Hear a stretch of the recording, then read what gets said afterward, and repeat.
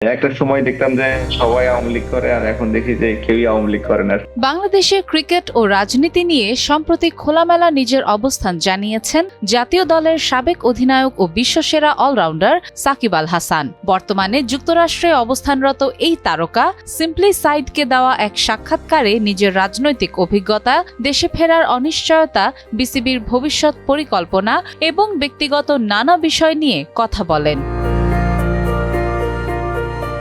সাক্ষাৎকারে সাকিব দেশের রাজনৈতিক বাস্তবতা নিয়ে মন্তব্য করে বলেন, একটা সময় দেখতাম যে সবাই আওয়ামী লীগ করে, আর এখন দেখি যে কেউই আওয়ামী লীগ করে না, এরকম একটা অবস্থা।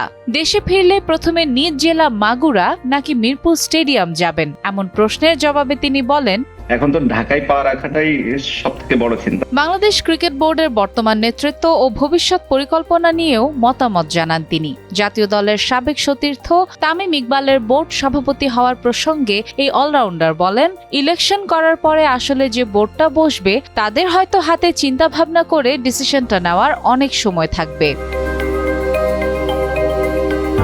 রাজনীতিতে অংশ নেওয়া নিয়ে সমালোচনার জবাবে সাকিব বলেন, তিনি মনে করেন নিজের সিদ্ধান্তে কোনো ভুল ছিল না। মাগুরা থেকে নির্বাচনে অংশ নেওয়ার বিষয়ে তিনি জানান, কখনো মাগুরাতে সাকিব আল হাসান হইনি, আমি সবসময় মাগুরাতে ফয়সালি ছিলাম।